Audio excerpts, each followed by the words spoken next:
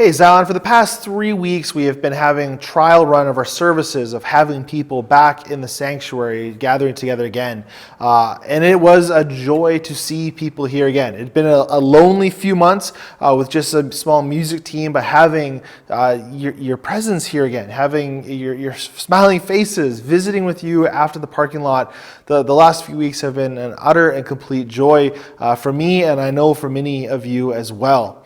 And I cannot express my gratitude enough for how willing each of you were willing to follow the different guidelines we had in place for safety.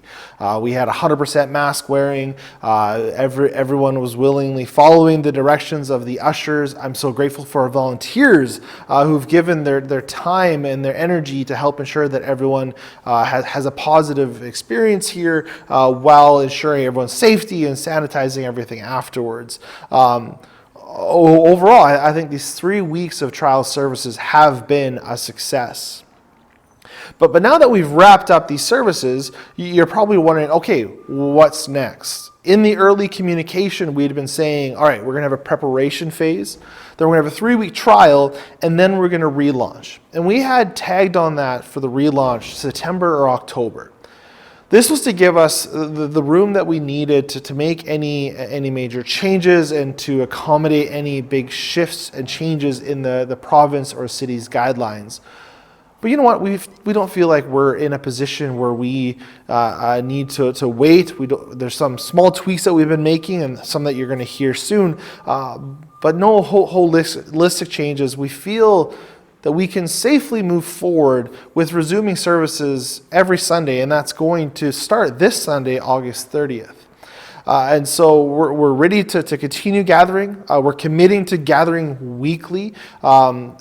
No, we're not going to all of a sudden drop it unless something pretty significant would have to change in our city or province's situation or guidelines for us to stop resuming again. So the intention is for us to continue as we have with some small tweaks.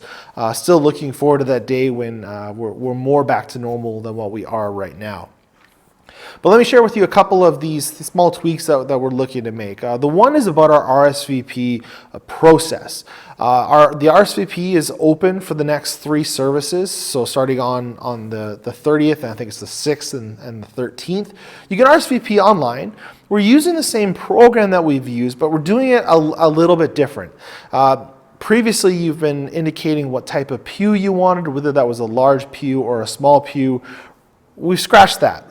All you need to do is just let us know how many people, adults and children, are coming as part of your household or cohort that you want to sit together.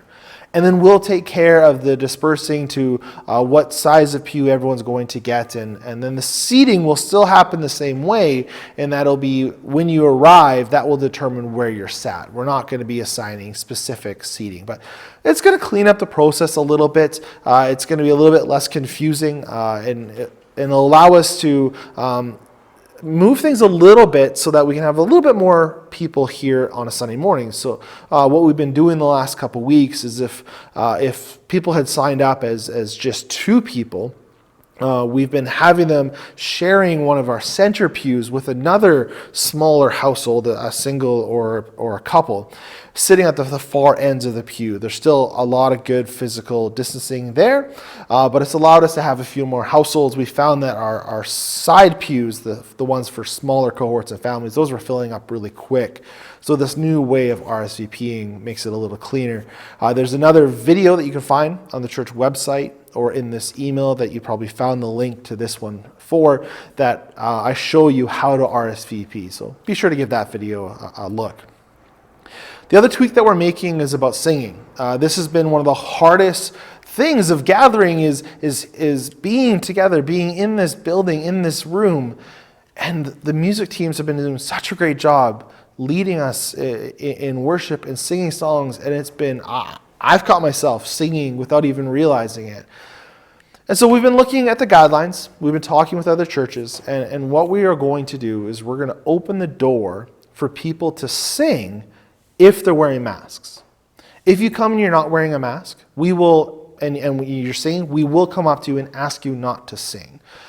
But with masks, we think that we're at a position that we can allow singing, and that's going to help. I know for many of you the awkwardness during the songs of not being able to sing.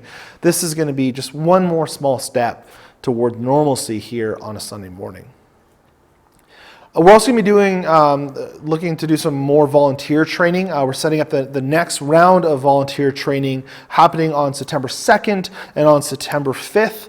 The 2nd, there'll be a few slots in the evening, and then on the 5th, a couple spots during the day. And so if you missed the earlier rounds of training and you are interested in volunteering and helping make this a safe place for others, please sign up. If you're not totally sure, you're on the fence, I encourage you, still sign up, do the hour-long training, and see if this is something that you'd be comfortable doing. The more people that we have trained, the more we can share the load, and we don't have to have a few people volunteering every single week. And so that's where we find ourselves now, is we're continuing, we're moving forward. We are currently planning a couple contingencies, so preparing for multiple services in the event that our numbers grow and we want to accommodate everyone. We're getting the ball rolling on that. And then, well, we're wrapping up phase 2. We're now done phase 2 of our ministry relaunch. It's now time to start thinking and praying about phase 3. And for us, phase 3 is about our 930 ministries, looking at Refresh, Upper Room, and Street 252, about those, and then also expanding our midweek ministries. So we're early in the discerning and prayer process for that, so don't expect anything here over the next month or so, but beginning to figure out, okay, what might 930 look like in a COVID pandemic environment. And then one thing I can say is that we will be increasing our emphasis on community groups. As we have been praying and thinking about how do we do ministry and life together in this, really convinced that community groups, this could be a really unique opportunity to focus on those a little bit more, gather together with people that other designers that live in the same area of the city, to gather for prayer, for study, for fellowship, and for serving one another. We're looking to really hit the ground quickly with those groups, so look for some more details on that here in the next week or two. And so that's all coming. A lot of exciting things. Hopefully I will see many of you more and more as your summer plans start to wrap up. Our thoughts and prayers are with all of our families as they are navigating returning to school, whether that's in person or online. Still feels like a very tumultuous time, but God is still good. God is still moving, and we still have so much to be grateful for and to praise. So that's the update for today. Look for more information in the weeks to come. Thanks, Zion. See ya.